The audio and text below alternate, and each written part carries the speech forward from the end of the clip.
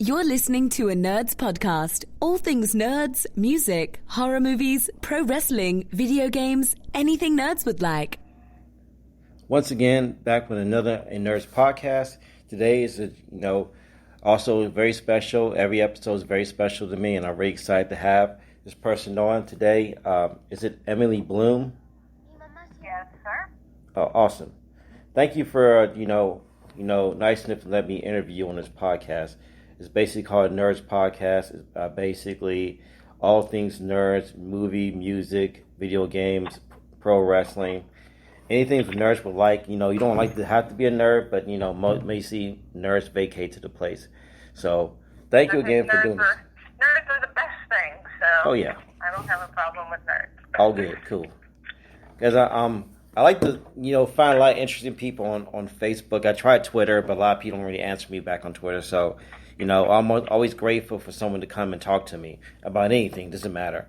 And I just saw your what's the name, your Facebook page, and you look a pretty interesting person. I like to just talk about, all the stuff you do, all your, your accomplishments, everything you do. It says you do makeup design and stuff like that. Yeah, I own two businesses, actually. My daytime job is I own a salon and spa called Bloom and Hair. And then my hobby kind of turned into a little bit of a bigger business now. It's Bloom's FX and Design. I started out working at a haunted attraction called Haunted Hills Estate and Scream Park, doing set design, and I got drafted into makeup because my kids worked there and she knew I had a salon, so I started doing makeup.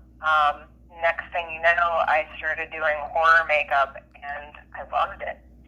I love doing set design. I love doing work in general, and it was just a different facet of it, I guess. Okay. Was it anything that made you want to do it in school? Did something inspire you to start doing that? Well, I love working at the haunted attraction because it was a very accepting and kind environment. Surprisingly, you wouldn't think the horror industry would be that way. Okay. And then when I ran into a client, he came in and got his hair cut, and the client ended up being a producer for a movie and asked if I would help him with a low-budget movie. Next thing you know, I'm in the movie scene, doing makeup for movies, and then went from there to doing makeup at conventions. I'm going to be on Fear Expo online doing free classes for the horror industry on March 21st. That's cool. Which through the industry, I end up going to these different conventions like Trans World and Midwest Haunters Convention, where I became best friends with some folks from Skin Wars season 1 and 2. Okay. And I ended up doing their hair and becoming best friends with them. Mm-hmm. And they taught me how to airbrush and kind of expand my trade. Next thing you know, I get drafted into a huge zombie movie, and I'm doing Walking Dead people. Well, that's pretty cool. So I like really that. Cool. I like that. It was very cool. Kyle Vest from Skin Wars season 2, I did his hair at a convention, and we became really good friends. So next thing you know, I'm just expanding left and right. He introduced me from Fear Expo. Now I'm educating. I'm also on Bloom's FX and Design on TikTok. So my TikTok is taking off as well. I never really got into it. I did mainly hair videos on there, but all of a sudden it's starting to take off on there too. So it was kind of like an overnight thing, I guess. My artwork started getting popular. Okay, that's cool. Now you say you do hair. What did you do when you were in school? What was the things you were that might have influenced you? Did you do anything in school that might have influenced you, that made you look to this kind of venue as something that's plausible? Well, I was poor. I was poor trash. I grew up in a small town. I had no opportunity. My parents divorced at a young age, Mm-hmm. and I knew I wasn't going to be able to afford college. Yeah. Growing up the way that I did, I had food stamps, and I had nothing. I didn't even have a vehicle. So I went through the VOTEC system. Started doing hair in ninth grade. Picked up on it very quickly. Mm-hmm. Because I really enjoyed it, and it was an artistic type of thing. Okay. And next thing I know, I'm doing hair, and I got my license actually from the VOTEC in the high school. I literally cut my sociology teacher's hair in class. That's cool. And so the next thing I ended up doing while I was in high school, I did senior class plays, The Lion, the Witch, and the Wardrobe, and I started doing makeup there. Okay, that's pretty cool. I like that. Now, like when you were on, like, I'm not gonna ask you any particulars on set, because I don't want to be nosy like that. I don't want to make it like that. But I'm just curious, like, what is it like when you go on a set and you have to make makeup and do anything? What is, like, the criteria? Do you bring your own equipment? I'm just curious. I mean, like what I do, I charge by the job, and like I include the product and I bring my stuff. I mean, your bigger movies, which I've only worked on one big one, I kind of hate to say it, I really enjoy working for the B movies. Yeah. Because the people are just funner. Oh, okay. They're just happy you're there helping, and when you get into the big name movies, I have some friends that work on that, and again, Kyle Vest, he is working with Netflix right now, and I've gotten to work with a couple bigger ones, but I prefer the smaller ones, and I take my own stuff. Okay. So I know what I'm using. I don't have to, have guidelines met or restrictions. So it's kind of nice to have that freedom. Okay. Were you like a fan? Because then you said you do a lot of horror stuff. Were you a fan of horror movies as a kid? I think Evil Dead was one of my favorite movies. Okay. Because of claymation. Yeah. Like, you could tell it was like this quirky, goofy, like crazy animation type stuff that was well ahead of its time. Yeah. It was like the dumbest, quirkiest storyline, really. It was like your classic boy meets girl, boy goes to woods, Jason Voorhees type of background kick, but with humor. And I would say that would be my favorite.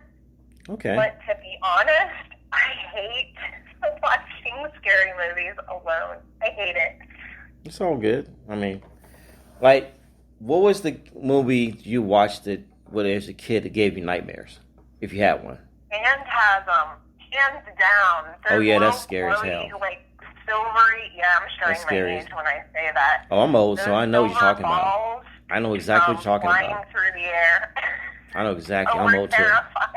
Yeah. Phantasm 2 gave me nightmares for days. That scared the hell out of me. I understand. Like, not necessarily. Phantasm 2 wasn't the one that gave me nightmares. The one that gave me nightmares was The Shining, and the one was Nightmare on Elm Street. And I saw that in the daytime. My mom was sitting next to me. I liked both of those, actually. I liked Nightmare on Elm Street, and I liked The Shining. Mm-hmm. They were just a different style. Yeah. Again, that humor was there, so that's why I liked it. And a lot of people laugh at me when I say I've never seen it. Well, it's not a big deal. I mean, it was a made-for-TV movie. It wasn't like it was a big production. It became something different later when they redid it. But it's not like, I mean, I wouldn't expect anyone to see. It was on ABC or something. It was a mini-series. So it's not a big deal if you didn't see it. I mean, it was long as hell, too, so. Right. So, no, that's not. If you said you didn't see, I can't even think of a movie that would be like, what? You didn't see that? I can't think of a movie offhand, but it wouldn't be on the list. It's more like, hey man, you see it? No, I don't know. Oh, it's you can get off of DVD or something like that. It doesn't hold up to what it was as a kid. It was more scary when I was a kid because clowns are scary as hell. I thought that Annabelle Part 2 was terrifying. When that girl crawled around, I grabbed my daughter's arm. Yeah. I'm such a loser when it comes to that. Don't feel bad. I'm scared of dolls. I thought it was really cool too.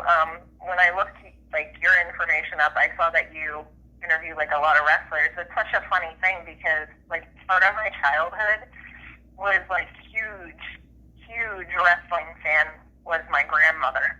Of course, like, that's how people I know actually got wrestling. held by Bobby Baxton as a baby. It's so funny. Well, not as a baby. I was 8. Okay. When my grandmother threw me in the ring when he won the championship. That's pretty cool. So, yeah, I thought that was pretty cool. Like, when you asked me to join a podcast, that I saw there was a lot of wrestling on your page. I think that's just the way of my grandma kicking in saying, hey, remember. Yeah. But that's how wrestlers become fans. I mean, if like most people, when I interview who are professional wrestlers or whatever stage you are, they'll say roughly the same story. They'll say they watch it with their uncle, they watch it with their dad, they watch it with their grandma, and they're always little kids, and they're always right in front of the TV. And some actually got to go see him live. But the stories. I've been to quite a few, and it was funny because my grandpapa, I never forget this. My grandma and my grandpap had separate, like, recliner rocking chairs, and my grandpap would always scream for the villains. Wow. Like, he would always cheer on the villains just to agitate my grandmother. That's awesome. I like that. Now, what kind of, like, since, I like to, like, try to keep in the same vein. I've been trying to do better at this and not trying to veer off. Because I want to make sure, like, you know, it's a nice conversation. I don't want to ask, you know, just the standard goofy questions because after a while I kind of run out of ideas to ask you something. So I want to make it an interesting conversation. So if you want to like just add stuff in there, feel free because I want to be able to make it like, you know, as simple as possible. I haven't done this very long. I've done this 7 months. And in the beginning, it was like just me talking to myself until I was lucky enough to get some people were nice enough to let me ask them questions and stuff. So my interview process is still in its infancy stage, but it's getting better. So. Oh, I think you're doing a great job, honestly. I appreciate it. I've been interviewed a couple times, so it's no biggie for me. That's cool. Yeah. And I always want to be very grateful because, you know, taking some out of people's time to let them sit around and talk to you about just nonsense is fun. But I don't want people to think that I'm not, you know, appreciative of their time.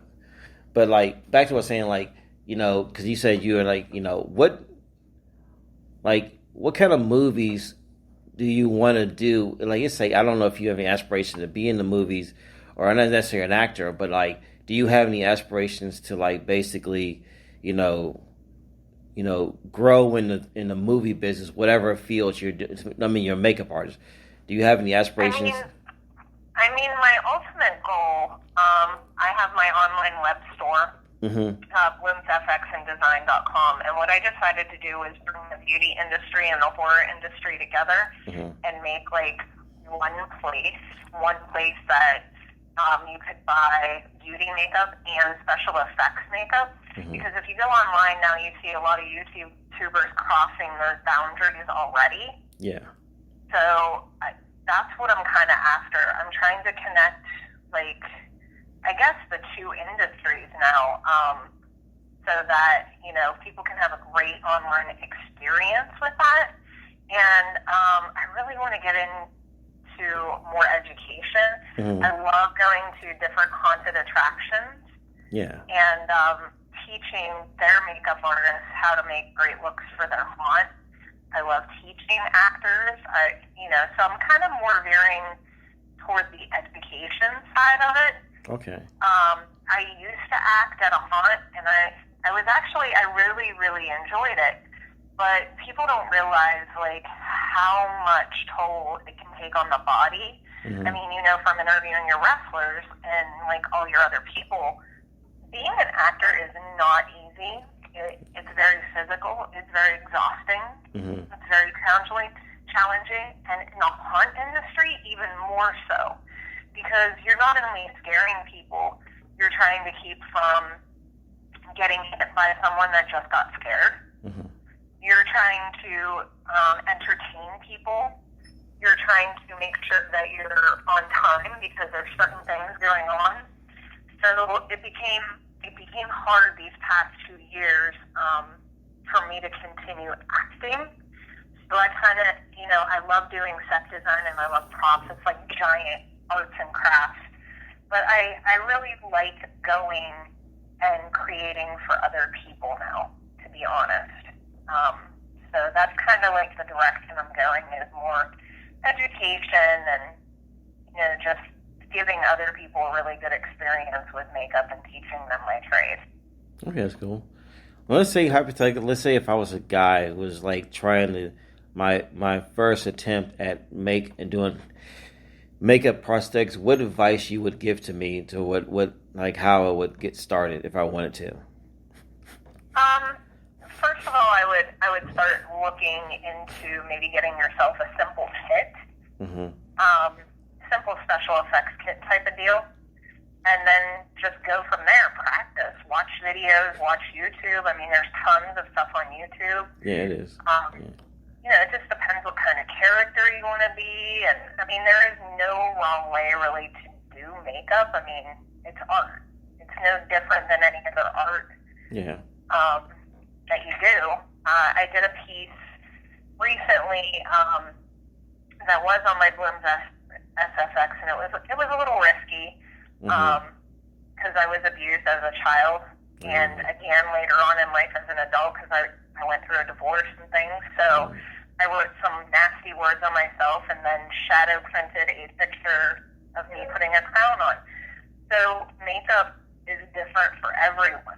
Like, whatever your purpose of doing that makeup is, what I would tell you is what you need to figure out. Like, are you doing it for entertainment? Are you doing it to, like, really get a message across? Like I did that makeup was a message. It was messy, and it was meant to be messy, and it wasn't a beautiful art piece like some of my other pieces. Yeah. If you look on my Facebook, I just did like a sunset with deer. And a fairy, and it was whimsy. Or sometimes I'll do like a pop art zombie with flowers or something. But that piece, it was intense and it was uncomfortable. It was messy and it was not like normal work that I do. So if you're going to start doing makeup on yourself, I would find a purpose and a simple kit. That would be, like what you're trying to convey. Is it beauty? Is it horror? Is it message, or is it just for fun? Okay, that's cool. I'm not going to ask you in particulars, but I will disclose this. I was also abused as a kid. Next door neighbor's friend or something like that. It was inappropriate, and it scarred me for a long time. I think it was in counseling up to I was like 13 or 14, and it took me a long time to acknowledge it happened. I used to pretend like it didn't happen. So, like, I always understand, like, when people's going through stuff. But I'm not going to ask you any particulars what happened. But I like the art piece. What exactly was the art piece that you were doing? I don't want to ask personal things. That's inappropriate. What do you mean? Like the art. You say you made some sort of art thing that reflected, the trauma you went through. The piece had cuss words that I was called by my ex-husband carved into my skin. Okay. And I had like runny mascara and some words that my mom had said to me. So the writing looked messy. Like a little kid would have written it. Okay. It was like carved into my skin, and then I had bruises and scrapes on my face, a bloody nose, like bloody lip. Yeah. It was an abuse piece. It was against physical and mental abuse, because I don't think you realize like the words that you say to someone, they scar you just as deeply. They do. And it's not something that you just forget and wipe away. It's something that kind of lingers the rest of your life. But at the same time, I'll be 100% honest, I can say I'm grateful for every one of those scars, because it made me exactly who I needed to be at this time. Okay. That's cool. I don't regret being abused, because I am so, and I know that sounds crazy, but I am so strong because I am a survivor. That's cool. And, that's a good part. Yeah. I got through COVID. because I knew how to make ends meet. Being poor growing up, I knew how to stretch a dollar. You know, I knew that I was going to be okay. So the art piece was called Straighten Your Crown. Okay. And it had like a pretty version of me placing a crown on myself. Okay. So I can actually send you a copy. Okay, your, cool. That's cool. Messenger if you'd like. Yeah. But cool. it's a cool. It is a really cool piece. Okay. But at the same time, it kind of ruffled a lot of feathers. Well, yeah, but it also went viral. So like, it's kind of one of those things. So as far as like craziest piece I've done, I would say that would be it. But the best piece I think I've made as far as makeup, I don't really know. Like, I have a few I'm proud of, but I still haven't found that one piece that I go, oh my God, I did that. I'm still getting there. Okay, that's cool though. I like that. Like, you know, it's always good as long as you can make it through there, because a lot of people still carry that scar, and a lot of people don't even acknowledge the fact that they're going through it, and they end up, you know, taking it out on someone else. It's like that cycle of abuse where someone's abused and they'll abuse someone else. They never acknowledge the fact that they were ever abused. And I'm glad that like you can make it through it. And it's also cool that, well, it's probably not the right word. I don't want to say cool, but the fact that you had struggled as when you were young, you appreciate as an adult. You knew what it is to save money. I think a lot of people don't really aware of that. That's why I always give props, because it's hard to pay bills and work at like an 8-hour job and barely get scrape by and still try to make ends meet. But if you can manage to save your money or do something you can do it constructively, it's always helpful. And that's always cool though. But it's tough. Things are so expensive, and people think when you own a business you make mad money. It's work. It's a lot of work. And I ended up starting bloomsfx.com because with COVID, I was devastated. I mean, a lot of businesses were devastated, and I benefited a lot because a lot of businesses actually, kind of went the other direction. Being in the beauty and salon industry and being in that industry in general, we lost a lot of salons and a lot of businesses, and a lot of hairdressers got sick during this time too. That sucks. Because they were afraid to miss work because they couldn't afford it. It wasn't like we could get the benefits other people did. Yeah, no. So that was another reason that the online thing kind of kicked in for me too, because with Bloom's FX and design, and doing my artwork and mastering that during this crazy COVID season, I was painting rocks because you go to the art store, and they didn't have any supplies left. Because all the kids are taking the arts and crafts stuff, so. Yeah. But it was a crazy time, but I hate to say it, I know some people would think horribly, especially if you lost, a loved one, or if you had COVID. I was actually kind of grateful for the moment because I was able to practice my art. That's cool, though. Really appreciate everything. I mean, it's a silver lining in anything. And one thing I didn't think about, especially with restaurants, is a lot of restaurants don't really make as much as I thought they did. I don't know why I thought that I don't know what their overhead is, but that's why a lot of restaurants in my neighborhoods had to shut down because they couldn't stay afloat. There was no way. I mean, they're counting on people to come out and eat, and a lot of people couldn't come out and eat. So a lot of restaurants. Well, people don't realize, they had to throw all their food that didn't get used away, for one. For two, all their employees had to go find other jobs or get help. And when you're self-employed, let's be real here, we don't exactly get unemployment, and they said they had stuff that we could file for, but it really wasn't available the way they think. It was a little there for a second. So scary as hell is what it is. It's scary. And Like I was. There was a moment I was real out of place. I didn't have car insurance. My kids, were on car insurance, and we lived paycheck to paycheck too. So it was scary. It was a time, but we through it pretty good. I mean, I was blessed. I had someone, that cared enough to help me. Yeah, that's cool. Definitely have a big gentleman of my life. So. That's cool.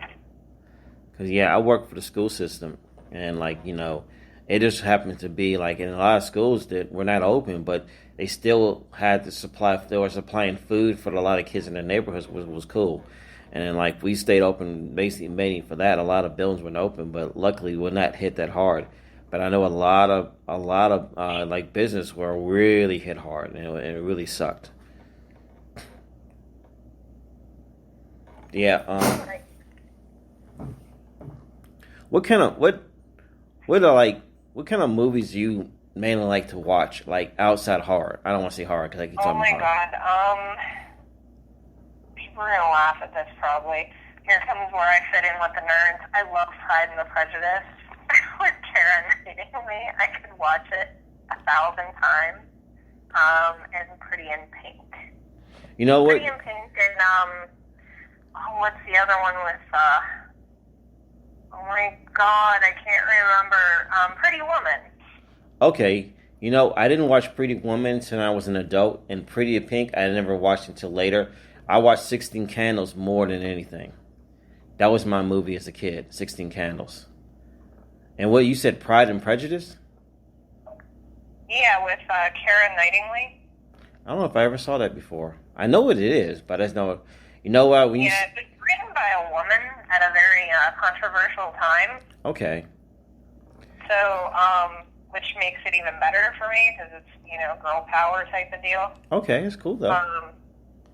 But that time for her to be a writer, was definitely a fantastic time, and then to have this movie made. Okay. In a time where women really didn't have a say in anything. It was about a woman trying to be married off, and she ended up getting to pick the guy she wanted rather than being arranged. Oh, I'm gonna watch that. I'm gonna have to actually watch that because I watched Little Women. I watched the newest version, not like Winona Ryder, and I saw the newest version. It wasn't bad though, but I'm gonna have to check that out. We were probably like an '80s kid, weren't you? Yes. Is it that obvious? Well, you did say Pretty in Pink. I'm actually 44. Well, I still got you by I got you by 2 years. Yeah, so I figure, I'm going to give it away sooner or later by talking about the movies I grew up with. It's all good. 80s was cool era. What... Do you ever go back and watch some of the 80s movies and think that there's things are a little off, a little creepy in the 80s movies? Have you ever noticed that before? Oh, I would say yeah. I used to love the movie Legend. Yes, that is awesome. That was one of my favorites. What else? I can't remember. Breakfast Club, a bunch of stuff. I mean, it was more, I don't know, I don't know if I should say this, but it was more okay to rock out and smoke pot back then. It's okay. On national TV. Yeah. I don't know, it was for your time. No, I was alive. I was around that time when Breakfast Club came out. But I watched 16 Candles and Weird Science when I was a kid. Those are movies I was on. But the reason I brought it up is kind of interesting. And I think in 3 movies I noticed particular, it was always weird that the principal was always had a hard on for one dude in those 80s movies. He was hard on to bust one guy that he went out his way. In Ferris Bueller's Day Off. Oh yeah. It's funny, the guy, the failure, he's he's a slacker and all kind of stuff. And he set up the whole day, he's going to go out in the city, talk his buddy into his girlfriend. Well, he's not a very good friend to his buddy, technically. But, he skipped so much school, but he managed to, fudge it on the computer. But you would think the principal would just let it go. He's not going to graduate because he hasn't been in school. But the principal left school, came to his house, broke into his house to bust him skipping school. Why did he care so much? Oh, that's kind of funny. Yeah, that's I never looked at all that. That's a weird one. See, that's pretty weird. Now, this one doesn't really. It's set in the 80s, but it's an 80s movie, but actually set in 1955. So, I don't know if you would call it a period piece, but I saw it as a kid. Do you remember the movie Porky's? I do, but I never really got into it. Well, yeah, it's set in 1955. It's during the era like segregation, all kind of stuff. He's whacking and silly his kids, whatever. But there's a scene in the movie where, Tommy Turner is one of the kind of wise ass kids. He's kind of like guy, and he always getting in trouble. And the kids, him and his buddies sneak into the shower room behind the shower, and they're looking at girls taking showers, getting dressed, and they end up getting themselves busted by the girls. And Tommy decides to pull his thing out and puts it through the hole of the shower thing. Well, Beulah, the coach or female butch coach, finds him and busts him, and she couldn't technically prove it, but this is the crazy part. She went to the principal and she requested the principal to get 5 other guys plus Tommy Turner to do an inspection on their dinglings. I'm like, what are you talking? Do you know how dumb that sounds? Like, first of all, I'm surprised the principal even humored that, because I would say, you're going to be fired. Get out of my office. That is weird. We're not doing that. And in the third one, because I said Breakfast Club, and the third one, all the kids are in detention, they get all emotional, and they're telling all their problems, whatever.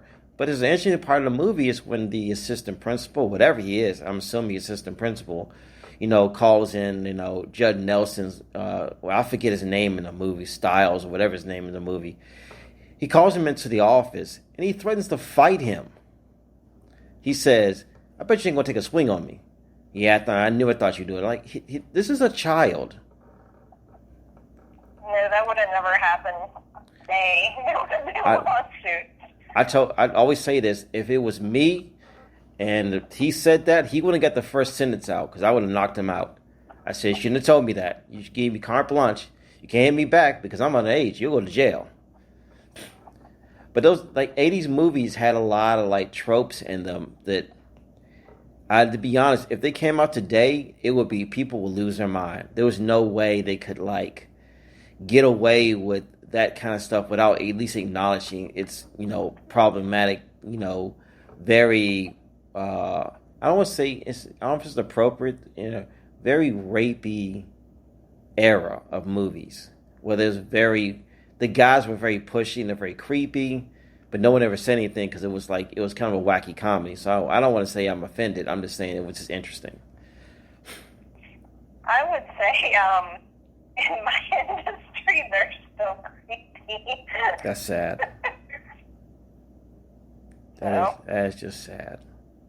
I guess because it was never acknowledged. I guess that's why it's still a thing. If you go back and watch certain movies, there's certain things that are on purpose.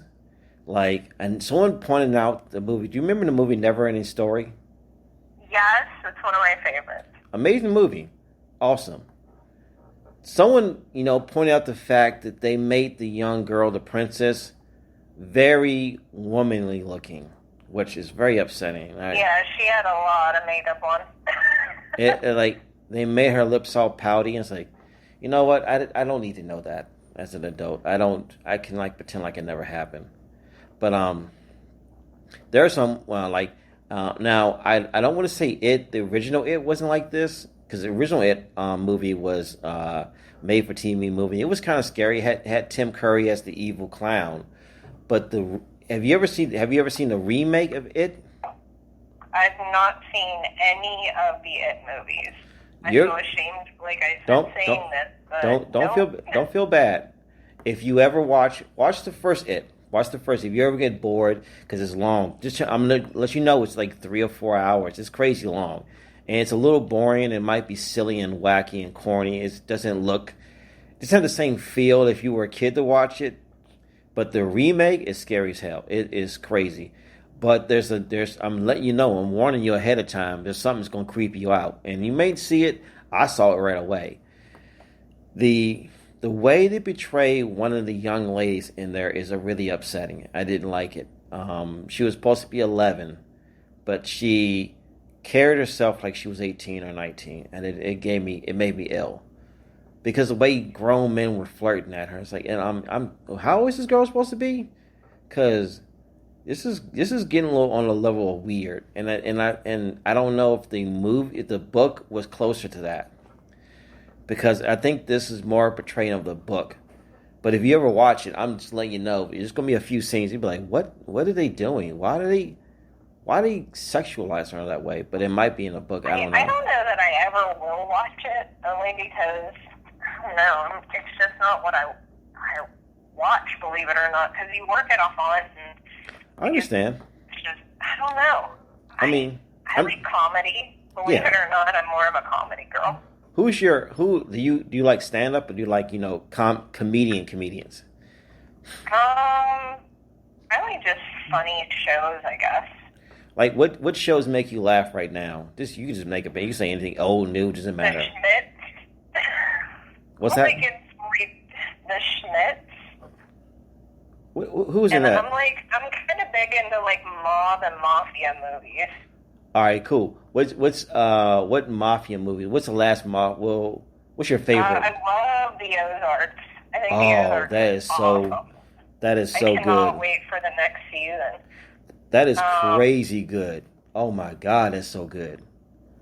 Yeah, I'm counting down. I cannot wait till I get the next season out.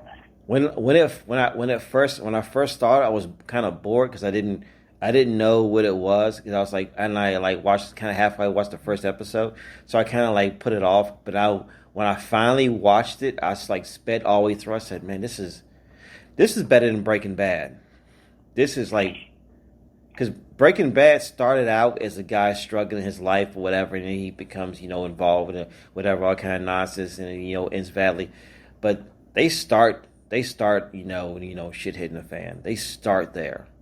He's already in the crap already, and trying to talk his way out. Episode, I don't want to spoil it for anyone, but I was just sitting there with my jaw on the floor. I was just oh my God, that didn't just happen.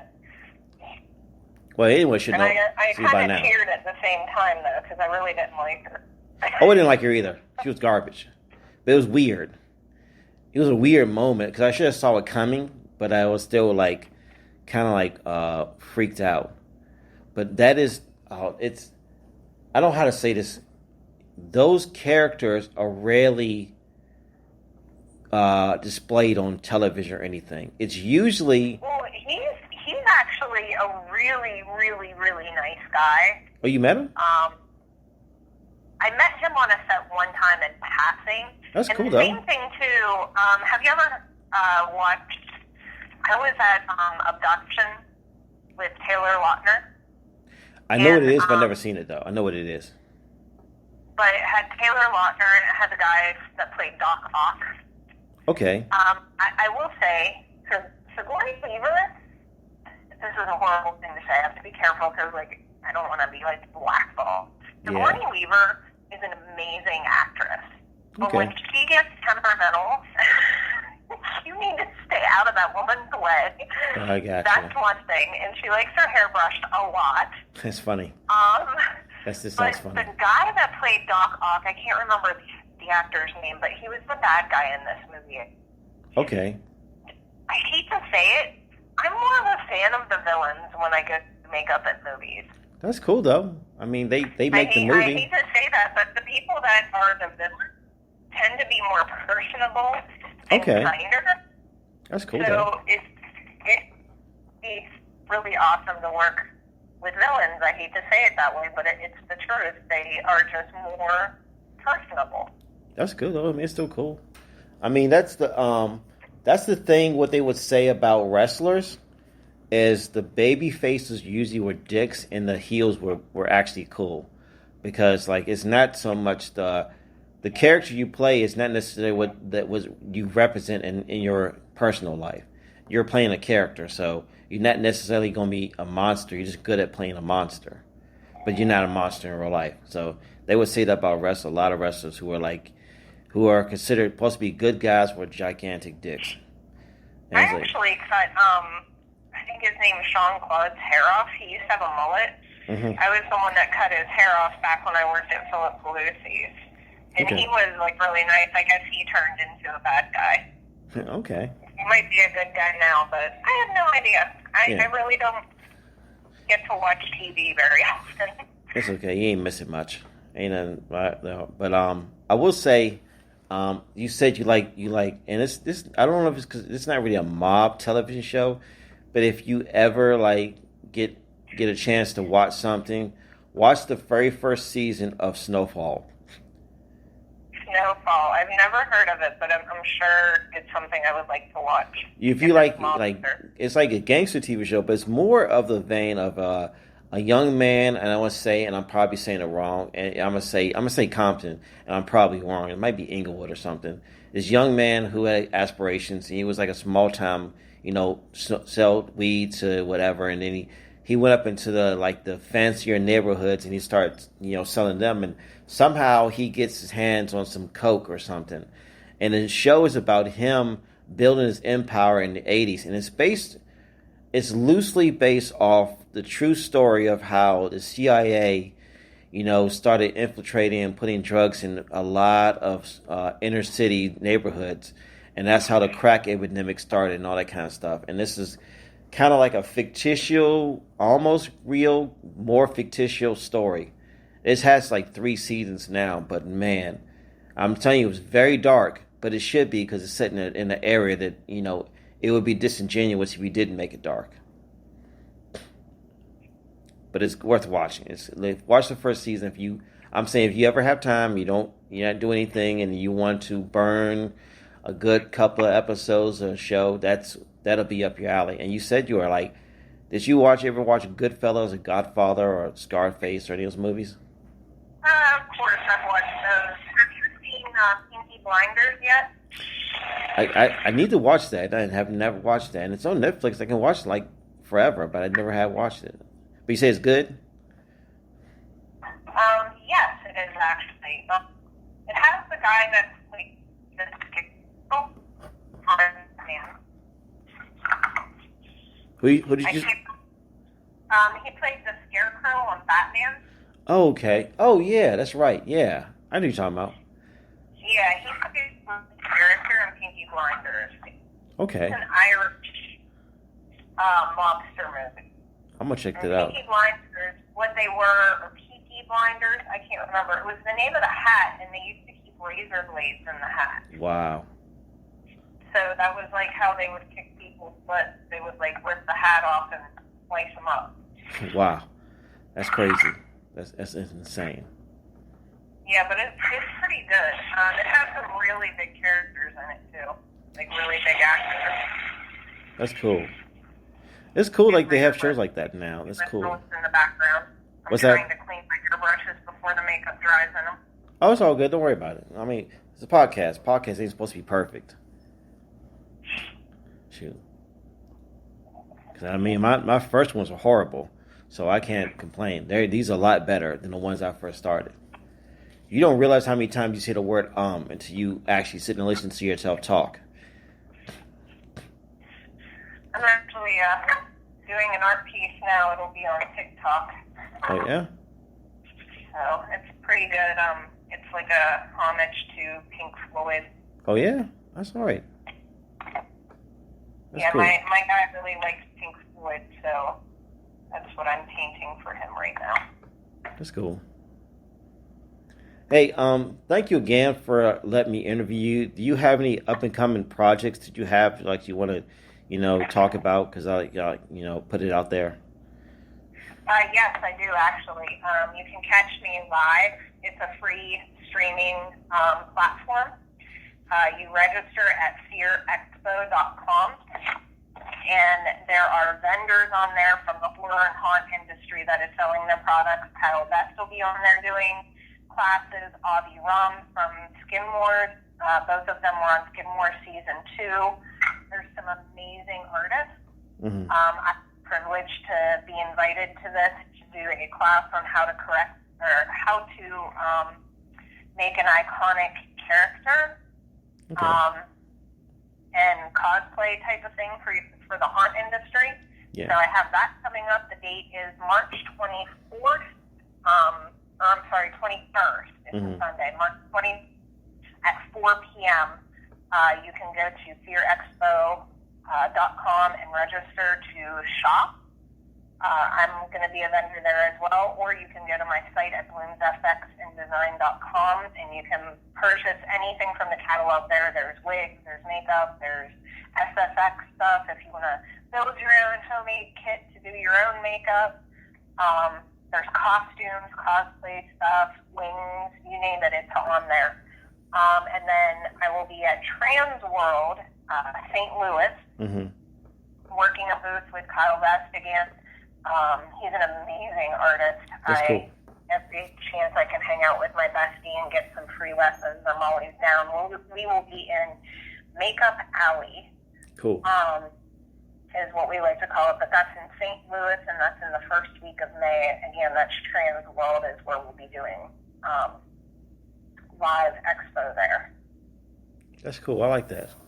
That's awesome. Like, I like to have you back again whenever you're available again. So, I just want to sit and talk movies and stuff. That'd be fun. But thank you again, though. Absolutely. My next movie will be a hush hush project, but it'll be I think it's in July we're filming and going to Kentucky. Okay. For a week or two. So I'm looking forward to that. Something pretty cool. I get to meet Mark Wahlberg, I believe. Ooh, that's pretty cool. One of the people that are going to be on that, but a couple big names, not a whole bunch of huge ones. Like I said, I like to do the B movies. Yeah. And then, of course, you can always check out Haunted Hills Estate and Scream Park in Uniontown, Pennsylvania. You can catch me there in the fall. Awesome. So that's cool. I like that. Awesome. Well, but I appreciate you inviting me on the show. It was fun. Thank you. I appreciate you doing it. Hope I get to hit you up again soon. Yeah, I look forward to it. Maybe I can hook you up with someone else as well to maybe interview someone a little bigger for your show. That's all right. Appreciate it. I really appreciate it. Thank you. Yeah, no problem. Have a great evening. You too. It was so nice talking to you. Thank you. Thank you. You too. See you. All right. Bye-bye. All right. This was a pretty cool, interview, and I'm really glad I got to do it. I'm going to make sure I get this person's name right. Emily Bloom. She was, a great makeup artist and a really awesome person. Once again, this is a good one, and I'm proud to get a chance to do this, and I'm going to sound it again. That's it.